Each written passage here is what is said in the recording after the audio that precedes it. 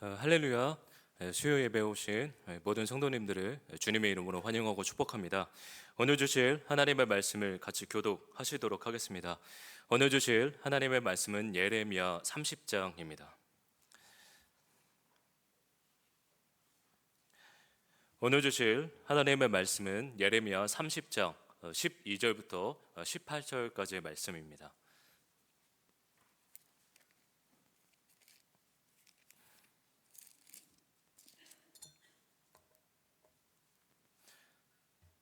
예레미야 30장 12절부터 18절까지의 말씀을 같이 교독하시도록 하겠습니다.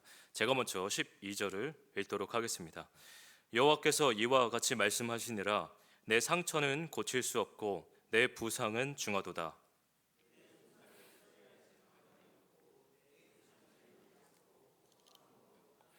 너를 사랑하던 자가 다 너를 잊고 찾지 아니하니 이는 내 악행이 많고 내 죄가 많기 때문에 나는 내 원수가 당할 고난을 내가 받게 하며 잔인한 징계를 내렸도다.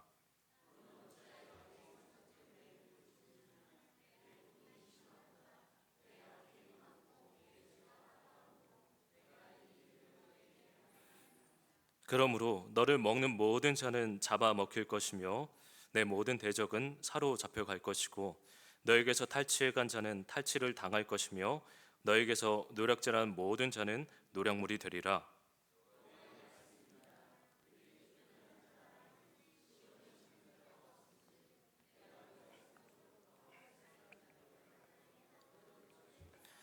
같이 읽겠습니다. 여호와께서 말씀하시니라. 보라, 내가 야곱 장막의 포로들을 돌아오게 할 것이고 그 거처들의 사랑을 베풀 것이라. 성읍은 그 폐허가 된 언덕 위에 건축될 것이요 그 보르는 규정에 따라 사람이 살게 되리라. 아멘. 청년부에서 나눴던 말씀을 나누고자 합니다. 예레미야는 20살의 나이에 하나님께 소명을 받게 되는데 이 소명에 대해 처음에 예레미야는 흔쾌히 받아들이지 않았습니다. 예레미야가 거부한 이유가 그의 출신지하고 깊은 관련이 있는데 이 예레미야는 아나돗 지방 출신입니다. 오늘날로 치면 우리나라의 이제 지방 촌구석이라고 생각하시면 될 것 같은데 이것은 사실 유배지나 다름이 없었습니다. 유배지나 다름이 없었는데 왜 그렇다면 이 예레미야는 이 유배지에 있어야만 했었던 것일까요? 다윗 말기에 이제 제사장 사독과 아비아달이 있었습니다. 다윗 다음 왕으로서 이제 아도니아와 그리고 이제 솔로몬이 이제 왕이 될 차례였었는데 이때 이 아비아달은 아도니아와 손을 잡았고 그리고 이 사독은 솔로몬과 손을 잡게 됩니다. 우리가 이 싸움의 결과를 이미 아는 것처럼 솔로몬이 승리하면서 이제 이 사독이 제사장 직분을 이제 완전히 독식하게 되고요. 그리고 이 싸움에서 패배한 아비아달은 결국 이 지방 아나돗으로 추방되게 됩니다. 예레미야는 이 몰락한 집안의 자손이었다라고 말씀드릴 수 있을 텐데 이런 예레미야에게 하나님께서는 두 가지 환상을 보여주십니다. 첫 번째로 하나님께서 예레미야에게 보여주신 환상은 바로 이 끓는 가마입니다. 하나님께서 이제 북쪽에서 끓는 가마 안에 펄펄 끓고 있는 그 물의 모습을 예레미야에게 보여주시게 되는데 그렇다면 북쪽에서 기울어지면 어느 쪽으로 향하게 될까요? 바로 남쪽으로 향하게 됩니다. 이제 지형적으로 이제 지도를 보시게 되면 이제 북쪽에는 우리가 아는 것처럼 바벨론이 있습니다. 그리고 밑에는 바로 이 남유다가 있다라는 것인데 하나님께서 이 끓는 가마를 보여주시면서 말씀하시고자 하는 그 메시지가 무엇인고 하니 바로 이 바벨론, 이 북쪽에 있는 이 바벨론을 통하여 끓는 물을 남쪽 유다에 부으시겠다라는 예언의 환상의 메시지이거든요. 즉, 이 남유다는 결국에 바벨론에 의해 점령당할 것이다 라고 예레미야에게 보여주십니다. 그리고 하나님께서 두 번째로 또 하나의 환상을 보여주셨는데 바로 이 살구나무 가지를 보여주셨습니다. 이 살구나무 가지 이제 원문에 보시게 되면 이 살구나무 가지라고 이렇게 살구나무라고 번역되기보다는 아몬드 나무, 아몬드 꽃이라고 번역되는 것이 좋습니다. 아론의 이 쌍난 지팡이가 바로 이 아몬드 꽃이 피어난 것이거든요. 하나님께서는 이 예레미야에게 이 살구나무를 보여주시면서 이 살구나무가 이제 아몬드 나무인데, 이 아몬드 꽃은요 히브리 말로 샤케트라는 말입니다. 이 샤케트, 이 아몬드 나무는요 사실 혹독한 겨울의 시간을 지나고 이 봄이 오게 되면 이 꽃이 피게 되는 그런 나무이거든요. 그러면서 이 하나님께서 이 샤케트 아몬드 나무를 보여주시면서 하나님의 이 언어 플레이를 우리는 발견할 수 있게 되는데, 예레미야 1장 11절 12절의 말씀을 한번 같이 보도록 하겠습니다.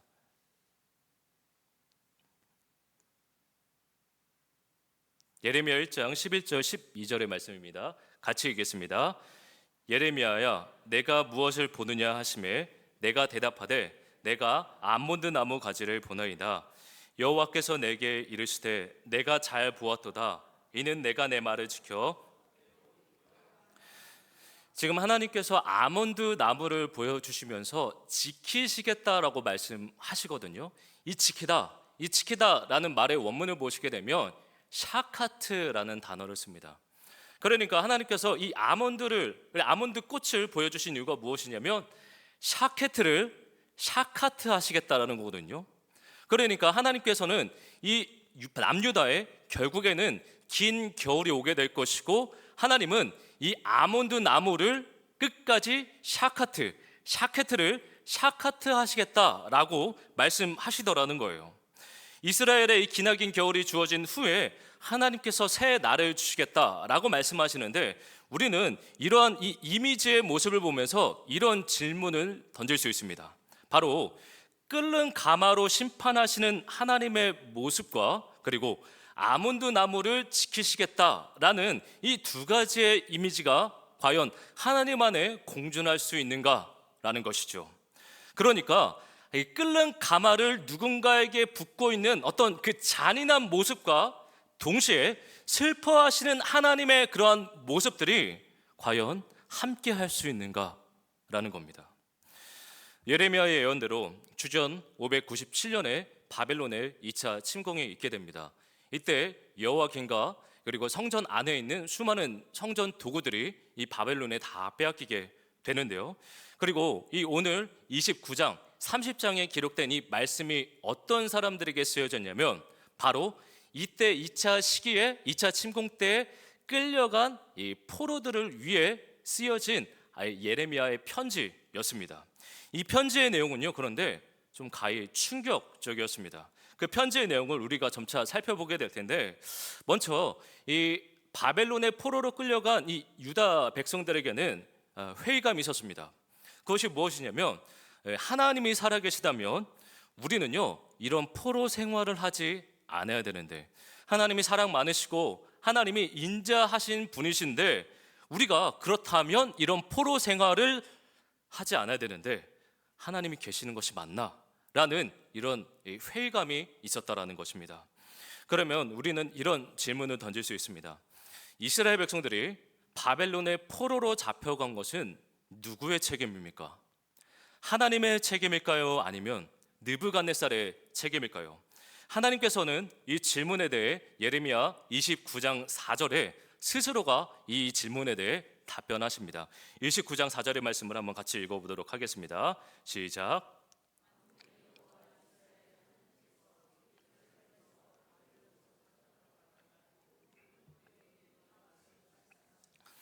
지금 하나님이 말씀하시기를 내가 이스라엘 백성들을 포로로 잡혀가게 했다. 그러니까 이 바벨론의 침공을 이끈 것은 느부갓네살이 아니라 자신이라고 말씀하시는데, 우리가 아는 것처럼 역사를 보시게 되면 이 느부갓네살 왕이 이제 이스라엘을 침공함으로써 포로로 잡혀갔으니 느부갓네살이 그 원인이라고 역사는 서술하지만, 그런데 예레미야는 이 느부갓네살의 배후에는 하나님의 손이 있다라고 했고, 하나님이 바로 이 느부갓네살을 도구로 사용하셔서 남유다를 징계하셨다라고 서술합니다. 우리가 아는 것처럼 징계와 형벌에는 차이가 있습니다. 형벌은 말 그대로 죄에 대한 벌입니다. 그러나 징계는 사랑하기 때문에 벌을 내리는 것이겠죠. 우리가 이 오랫동안 교회에 헌신하다 보면 우리가 자연스레 이런 기대감이 들 때가 있습니다. 평생을 내 인생을 다 하나님께 헌신했는데 당연히 내 인생이 잘 풀려야겠지, 하나님의 은혜로 승승장구해야겠지 라는 그런 기대심이 들 때가 있습니다. 이 기대심이 제가 부모님에게 가졌던 기대심이었거든요. 물론 저는 성도님들이 하시는 일마다 형통하게 되기를 기도하고 소망합니다. 모두가 그렇게 된다라고 한다면 감사하겠지만 그렇지 못한 경우도 있죠. 우리는 은연중에 이 좋은 결과가 있을 때라야만 하나님이 일하셨고, 그리고 그것을 하나님의 은혜라고 보곤 합니다. 내 인생이 잘 풀려야지만 그것이 하나님의 은혜다라고 생각하고요, 내 자녀가 잘 풀리지 않으면 하나님의 은혜가 없는 것이라고 우리가 은연중에 믿곤 합니다. 아프거나 어려움이 있다면 그것을 하나님의 은혜와 거리가 먼 것 같다라고 느끼곤 하죠. 하나님이 계시다면, 하나님이 선하시고 나를 사랑하신다면 나는 이런 불행한 인생이 아니어야 되는데 하나님에 대한 그 믿음이 배신당한다라고 느끼고 하나님에 대한 신뢰가 깨지더라는 거예요. 이런 것과 같습니다. 우리가 사랑하는 사람이 있다라고 가정한다면 그 사랑하는 사람이 있는데 어려움이 찾아와가지고 그로 인해 헤어지게 된다면 그것은요, 그 사람을 사랑한 것이 아니라 그 사람의 조건들을 사랑한 것입니다. 마찬가지로 이 어려움이 하나님에 대한 신뢰를 깨버린 것이라면 그 신뢰는 신뢰라고 말할 수 없는데, 어려움이 없었을 때 하나님을 신뢰했던 것은 하나님 그 자신을 신뢰했던 것이 아니라 하나님이 주실 축복들을 신뢰했던 것이죠. 하나님이 어떠한 분이시고 하나님이 나를 이끌어 가시고 하나님이 나를 사랑하신다라는 것을 신뢰한 것이 아니라는 것입니다.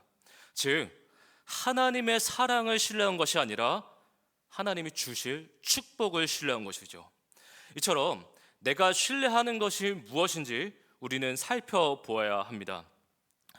여러분들은 일본에 대해 어떻게 생각하십니까? 저는 27년 혹은 28년 동안 저는 일본이라는 나라를요 매우 싫어했었습니다.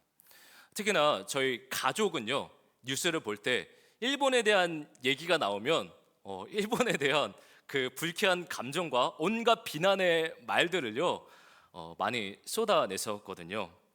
상처와 참 혐오가 많았었죠. 그랬었는데요, 제가 6년 전쯤의 일이었습니다. 그때 제가 이제 전도사로서 이제 그때 전 담임 목사님이시죠. 그때 담임 목사님께서 이제 저를 이제 부르셨는데 그때 그 목사님께서 하셨던 말씀이 박연 전도사 비전 트립 일본 단기 선교 다녀오시게나라고 말씀하시더라고요.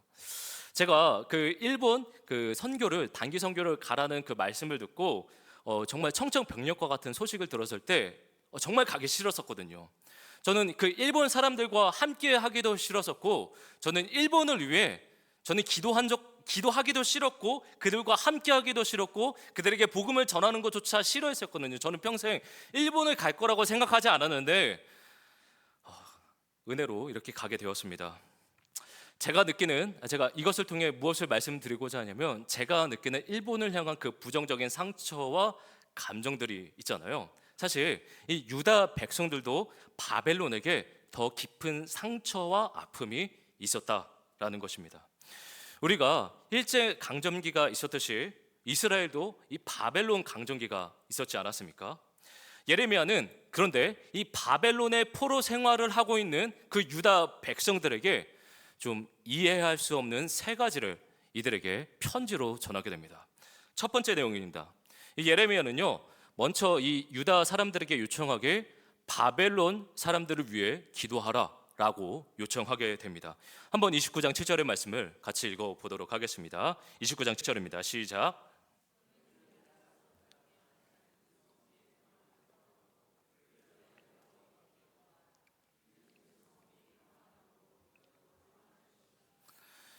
지금 유다 백성들이요 예레미야가 이들을 위해, 바벨론 사람들을 위해, 자신의 원수 같은 사람들을 위해 기도하라라는 말을 듣고 어떤 반응이었을까요?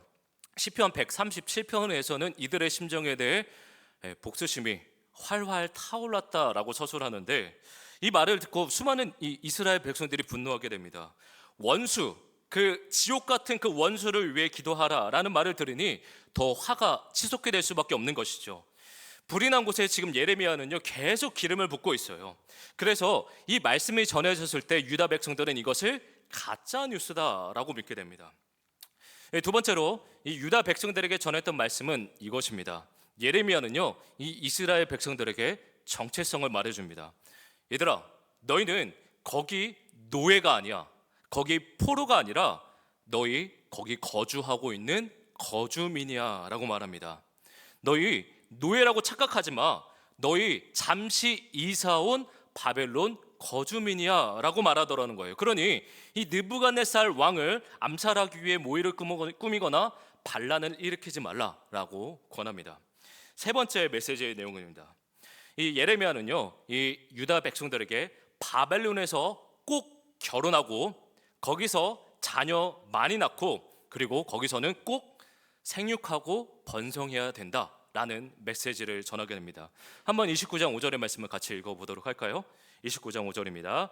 시작.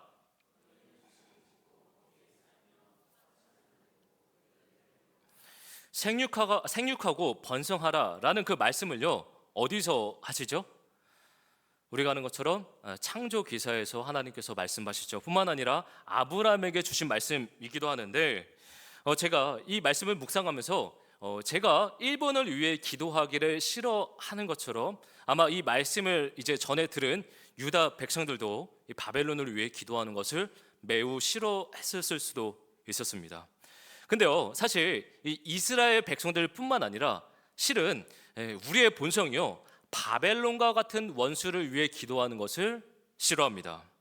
우리가 매일 가는 그곳이, 우리가 매일 출근하는 그곳이 사실 바벨론일 수도 있거든요. 우리가 속한 학교가 될 수 있고 직장이 될 수 있고요. 그런 우리가 매일 출근하는 그곳이 바벨론이 될 수 있는데 바벨론이 하나님을 대적하듯이 우리가 속한 곳도 하나님을 믿지 않은 채 하나님을 대적하고 있지 않습니까? 요즘에 이제 직장에서 MZ 세대들이 참 퇴사율이 많이 높다라는 얘기를 듣게 됩니다. 이들이 왜 퇴사가 많게 된 것일까요? 일이 맞지 않거나 아니면 일이 어려워서 혹은 일이 너무 많아서 나가는 경우도 있는데 사실 이런 경우는 크게 적다고 합니다. 이럴 경우 이제 더 좋은 직장을 찾기 위해 이제 이직하게 되는 경우거든요. 직장에서 사실 퇴사하는 압도적인 비율은 사실 간단합니다. 그 이유는요 바로 저 사람 때문에 나가는 거예요. 인간관계로 인해 사람에 대한 환멸을 느끼고요 이 번아웃이 와서 나간다는 비율이 압도적으로 높다라고 말합니다. 우리가 삶을 살아가면서 가장 힘든 것이라면 나에게 상처를 준 사람과 함께하는 것이라고 생각합니다. 나에게 큰 손해를 끼친 사람, 정말 미워할 수밖에 없는 그 사람과 함께하는 것은요 참 힘들고요 더군다나 그들을 위해 기도한다라는 것은 참 쉽지 않죠. 근데 오늘 본문에서요 그런 사람과 함께하라고 말씀합니다. 내 조국을 괴롭히고 점령한 바벨론과 함께하라라고 말씀하더라는 거예요. 바벨론을 위하여 기도하고 사랑하라. 여러분들 여러분들 내 하나님이라면, 나를 사랑하시고 내 고통에 대해 공감하시는 하나님이라면 나에게 고통을 주고 나에게 상처를 주고 나에게 모욕을 주는 그런 사람 저주해야 하는 것이 아닐까요? 하나님이 내 고통을 진정으로 아시고 내 고통을 진정으로 공감하신다라고 말한다면 이 어려운 상황 가운데서 이 고통을 벗어나게 해주시는 것이 옳은 것이 아니냐라는 겁니다. 근데 그런 사람들을 위해 기도하라는 것이 가당키나 하는 것일까요? 그러면 오늘 본문에서 하나님께서는 왜 이 이스라엘 백성들에게 포로 생활을 주시는 이유가 무엇일까요? 그것을 우리는 12절에서 발견할 수 있습니다. 12절의 말씀을 한번 같이 읽어보도록 하겠습니다. 12절입니다. 시작.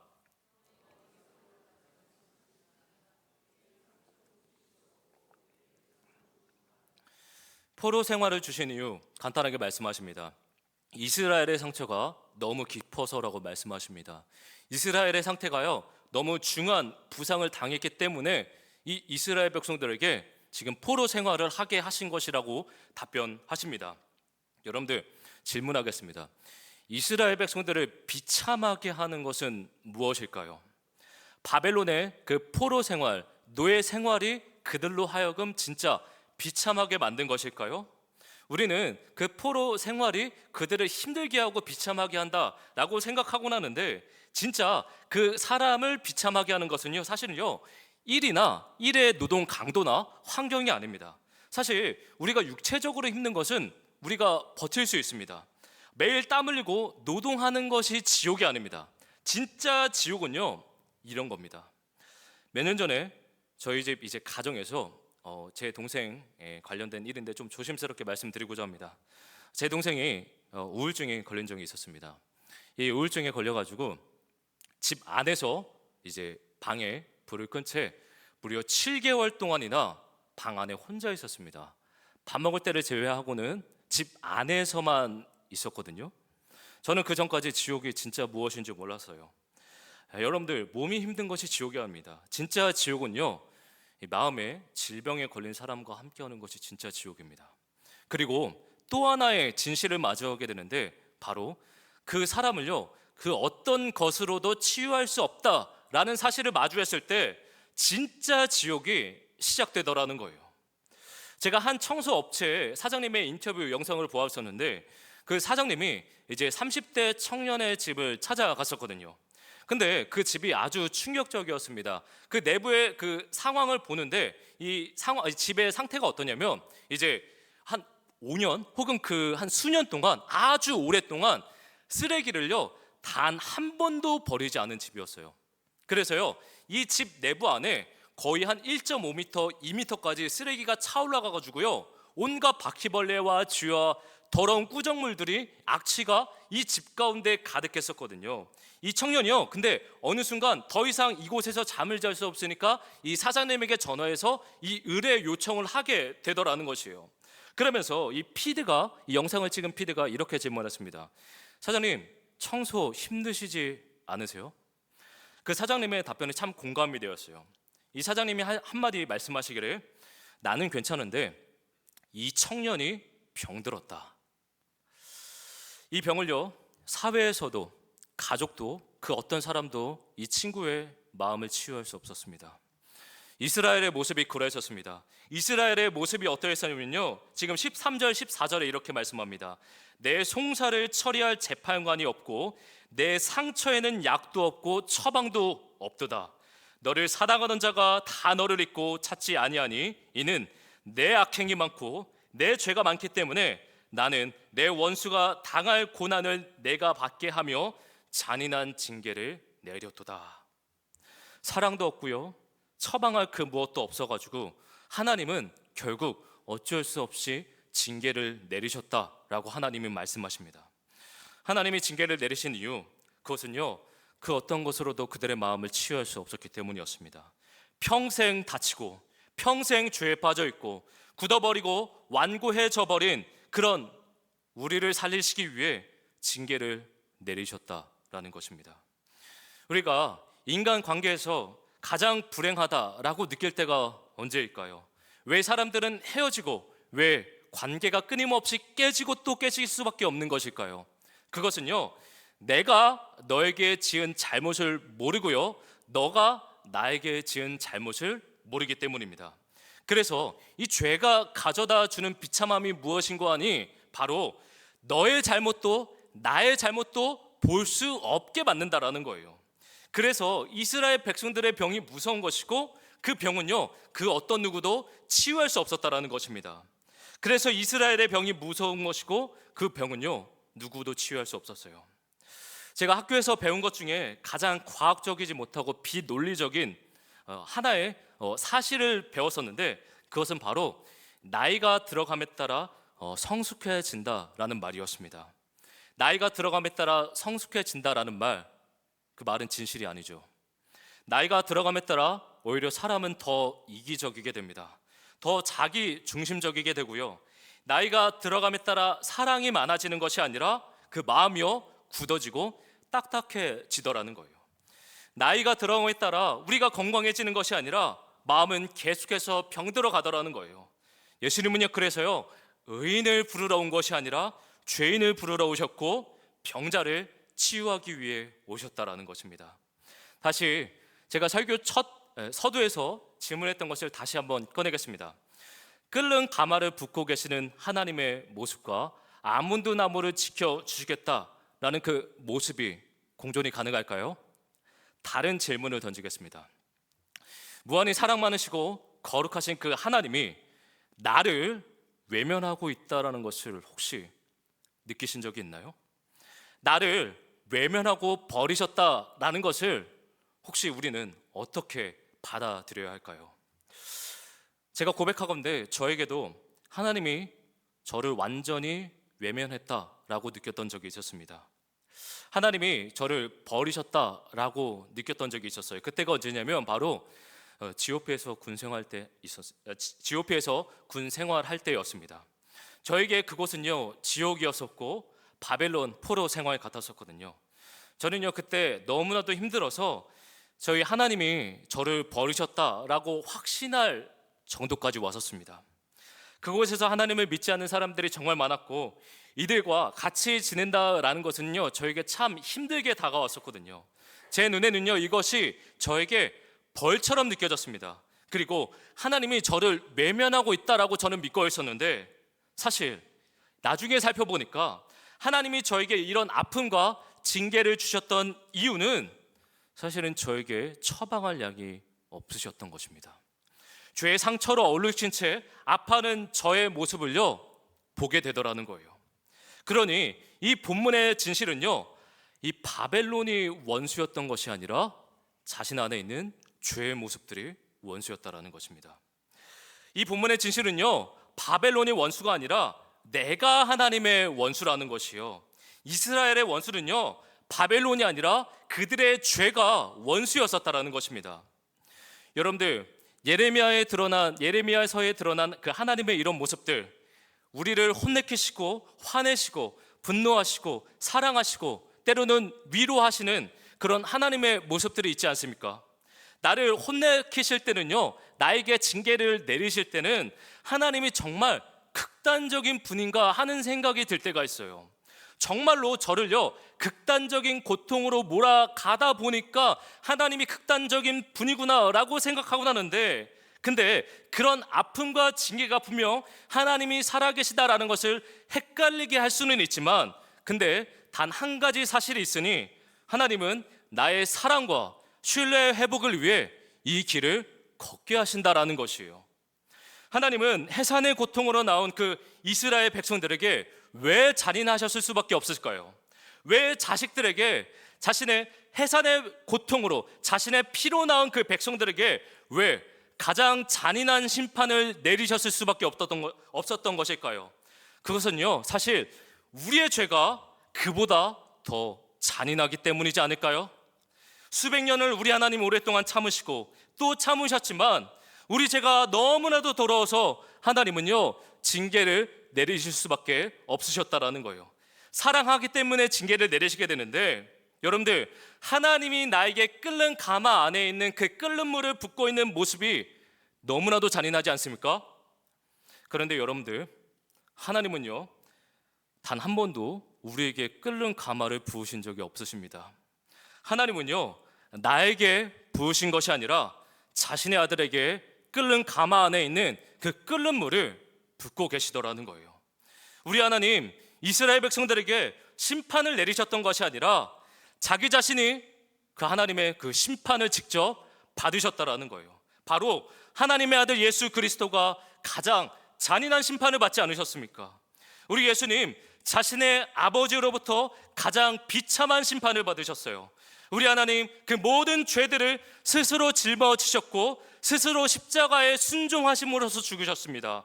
직접 자신이 하나님의 원수가 되기를 선택하셨고 원수로서 받으셔야 할 그 모든 우리의 진노를 대신 십자가에서 다 받으셨다라는 것이에요. 우리 하나님 아버지가 자신의 아들에게 가장 잔인한 심판을 내리시더라는 거예요. 잘 생각해 보면 사람이라면, 아니 아버지라면 자기 아들을요 처참하게 죽음으로 내몰아가는 경우는요 없습니다. 우리 주변에 살아가는 이 세상 속에 존재하지 않는 일이에요.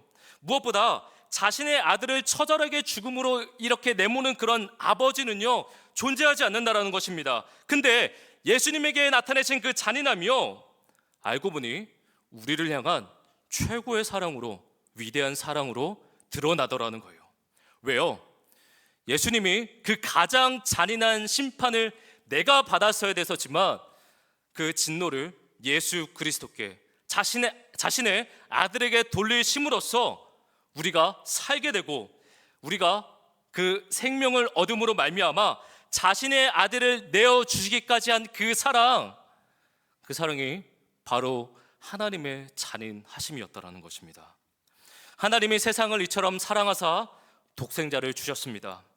그러니 우리가 하나님이 어떤 방식으로 우리에게 말씀하실지 모를 때가 있습니다. 그러나 분명한 것은 우리는 믿을 수 있습니다.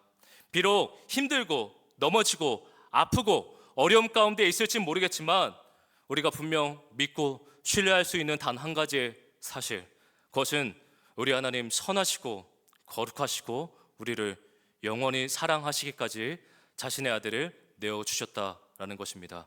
간절히 원하기는 우리가 그 사랑을 날마다 묵상함으로 우리가 그 선교적 사명을 감당하는 우리가 되시기를 주님의 이름으로 소망하고 축복합니다. 이 시간 같이 예수 나의 치료자 찬양하겠습니다.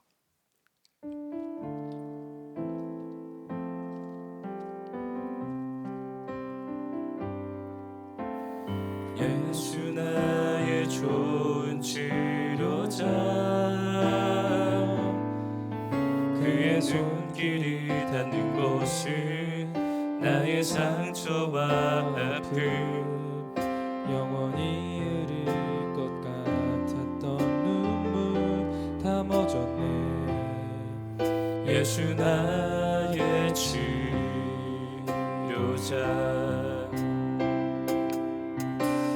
예수 나의 좋은 치료자, 그의 손길이 닿는 곳은 나의 상처와 아픔, 영원히 흐를 것 같았던 눈물